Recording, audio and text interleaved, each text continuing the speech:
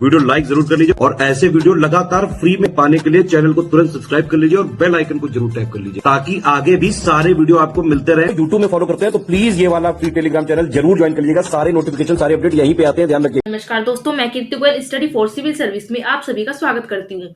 जो भी बच्चे यूपीपीसीएस एग्जाम की प्रिपरेशन कर रहे हैं वो स्टडी फॉर सिविल सर्विस का पेड कोर्स ज्वाइन करके कंप्लीट प्री प्लस मेंस की तैयारी कर सकते हैं।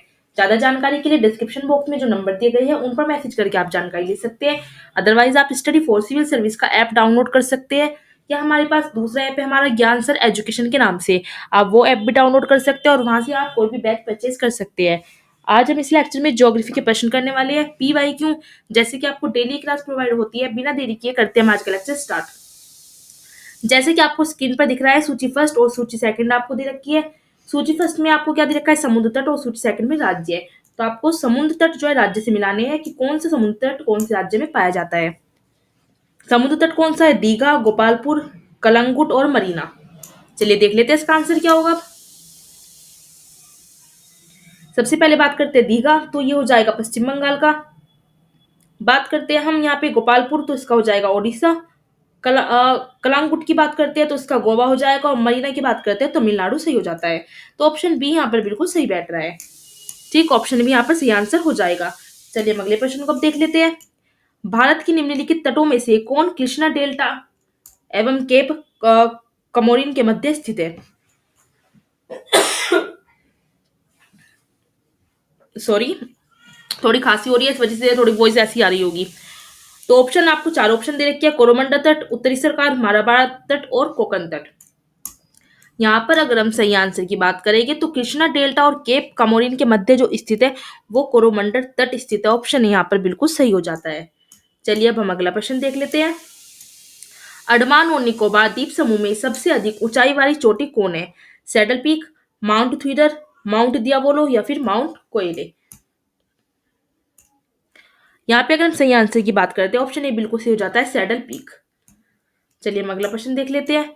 10 डिग्री चैनल अलग करता है, किस किस को अलग करता है, तो 10 डिग्री जो चैनल है वो अंडमान को निकोबार द्वीप से अलग करता है। ऑप्शन यहाँ पर बिल्कुल सही हो जाता है। चलिए हम अगला प्रश्न अब देख लेते हैं। बैरेन द्वीप स्थित है, बैरेन द्वीप कहाँ पर स्थित है, बंगाल की खाड़ी में, अरब सागर में, भूमध्य सागर में, चीन सागर में। तो जो बैरेन द्वीप है वो जो स्थित है वो कहाँ पर स्थित हो जाएगा, ऑप्शन यहाँ पे बिल्कुल सही हो जाता है, बंगाल की खाड़ी में स्थित है। चलिए अगले प्रश्न को हम देख लेते हैं। भारत के पश्चिमी तटीय मैदान के उत्तरी भाग को जिस अन्य नाम से जाना जाता है वो क्या है, कर्नाटक तट, मालाबार, कोकण या फिर कोरोमंडल। यहाँ पर अगर हम सही आंसर की बात करते हैं ऑप्शन सी बिल्कुल सही हो जाएगा, कोकण तट के नाम से जाना जाता है। चलिए अगले प्रश्न को देख लेते हैं। निम्नलिखित में से कौन भारत में ज्वालामुखी द्वीप है, little Andaman, little Nicobar, great Nicobar या फिर बैरन द्वीप। यहाँ पर अगर हम सही आंसर की बात करते हैं ऑप्शन डी बिल्कुल सही हो जाता है, बैरन द्वीप। चलिए अगला प्रश्न देख लेते हैं। निम्नलिखित भारतीय द्वीपों में से कौन सा द्वीप भारत और श्रीलंका के बीच में है, एलिफेंटा, निकोबार, रामेश्वर या फिर सालसेत। यहाँ पर अगर हम सही आंसर की बात करेंगे, सही आंसर यहाँ पे क्या हो जाएगा, यहाँ पे ऑप्शन सी हो जाएगा, रामेश्वरम। चलिए अगला प्रश्न देख लेते हैं। भारत का सर्वाधिक आबादी वाला द्वीप है, कौन सा द्वीप है, तो सालसेट द्वीप है। ऑप्शन डी यहाँ पर बिल्कुल सही हो जाता है। चलिए अगले प्रश्न को अब हम देख लेते हैं।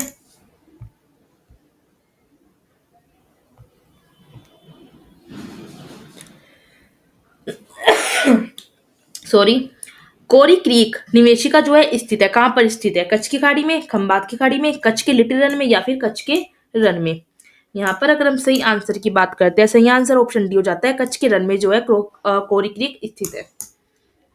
चलिए अगला प्रश्न हम देख लेते हैं। निम्नलिखित में से कौन सुमेलित नहीं है, पूछा है सुमेलित नहीं है। छत्तीसगढ़, छत्तीसगढ़ मैदान बिल्कुल सही है। झारखंड छोटा नागपुर पठार है, बिल्कुल सही है। महाराष्ट्र में वृष्टि छाया प्रदेश है, बिल्कुल सही है। आंध्र प्रदेश मालनड़ी है, गलत हो जाएगा। ठीक है, ऑप्शन डी क्या है यहाँ पे गलत, और पूछा कौन सा सुमेलित नहीं है, तो ऑप्शन डी यहाँ पे सही आंसर हो जाता है। चलिए अगला प्रश्न हम देख लेते हैं। निम्नलिखित नगरों में से कौन राष्ट्रीय राजधानी प्रदेश में स्थित है, अंबाला, खुर्जा, करनाल या फिर रोहतक।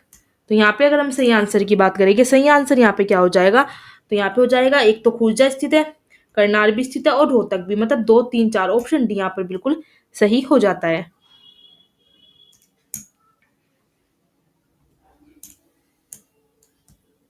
राष्ट्रीय राजधानी क्षेत्र में नहीं सम्मिलित है, मतलब इनमें से कौन सा जो है सम्मिलित नहीं है। हरियाणा का भाग तो है, पंजाब का भाग नहीं है, राजस्थान का भाग भी है, उत्तर प्रदेश का भाग भी है। तो पूछा है कौन सा सम्मिलित नहीं है, तो इसमें पंजाब का जो भाग है वो सम्मिलित नहीं है, तो ऑप्शन बी यहाँ पर सही आंसर हो जाएगा। चलिए अगले प्रश्न को देख लेते हैं। निम्न वाक्यों में कौन सा सही नहीं है, पूछा है कौन सा सही नहीं है। मध्य प्रदेश की सीमा 7 राज्यों से लगी है, यह बात बिल्कुल सही है। भोपाल कर्क रेखा के उत्तर में स्थित है, बिल्कुल सही है, ये भोपाल जो है कर्क रेखा के उत्तर में ही है। पंजाब राज्य की सीमा कहीं भी जम्मू कश्मीर से नहीं मिलती है। तो ऑप्शन सी क्या है, ये सही नहीं है। ठीक है, अरुणाचल प्रदेश में कोई राष्ट्रीय पार्क नहीं है, यह भी बात सही है। तो ऑप्शन सी क्या है, यहाँ पे सही आंसर हो जाएगा। चलिए अगले प्रश्न को देख लेते हैं। भारत का लगभग 30% क्षेत्र 3 राज्यों में समाहित है, और ये 3 राज्य कौन से हैं? तो इन 3 राज्यों की बात करें तो राजस्थान, मध्य प्रदेश और महाराष्ट्र हो जाएगी। ऑप्शन सी यहाँ पर बिल्कुल सही हो जाता है। चलिए हम अगले प्रश्न को अब देख लेते हैं। निम्नलिखित में से कौन सा कथन राजस्थान के मरुस्थल के लिए सही है? राजस्थान के मरुस्थल के लिए पूछा है। ठीक है, तो यह विश्व का सबसे घना बसा मरुस्थल है, बिल्कुल सही बात है ये तो। ठीक है, यह लगभग 10,000 वर्ष पुराना है और जिसके कारण अत्यधिक मानवीय हस्तक्षेप रहा है, तो यह बात भी बिल्कुल सही है। यहाँ केवल 40 से 60% क्षेत्र ही कृषि हेतु उपयुक्त है, तो यह बात भी राजस्थान के मरुस्थल के सही है। शुद्ध बोई गई क्षेत्र में वृद्धि के कारण चारागाह क्षेत्र के विस्तार पर कुप्रभाव पड़ा है, यह भी सही है। तो चारों ऑप्शन बिल्कुल सही है यहाँ पे। तो ऑप्शन डी यहाँ पे सही हो जाएगा। 1, 2, 3, 4 चारों यहाँ पर क्योंकि सही है। चलिए अब हम अगला प्रश्न देख लेते हैं। देश के किस प्रदेश में सबसे अधिक जिले हैं? सबसे ज्यादा जिले तो उत्तर प्रदेश में है भाई। अब मुझे कमेंट में बताओ कितने जिले हैं।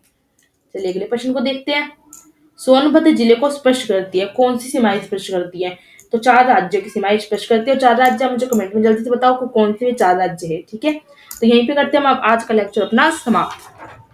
अगर आप PCS, RO, BEO, अल्टी gate, UPSI की कंप्लीट सिलेक्शन तक की तैयारी करना चाहते हैं और पीसीएस 2025 जो मेंस होने वाला है उसकी अगर आप तैयारी करना चाहते हैं, तो सिर्फ और सिर्फ आप स्टडी फॉर सिविल सर्विस का पेड कोर्स ज्वाइन करके एग्जाम तक अगर आपने स्ट्रिक्टली फॉलो कर लिया, आपका सिलेक्शन आराम से हो सकता है, कट ऑफ आप आराम से पार कर सकते हो। ज्यादा जानकारी के लिए डिस्क्रिप्शन बॉक्स में जो नंबर दिए गए हैं उन पर मैसेज करके जानकारी ले सकते हैं। अदरवाइज आपको स्क्रीन पर भी जो नंबर दिख रहे हैं उन पर मैसेज करके जानकारी ले सकते हैं।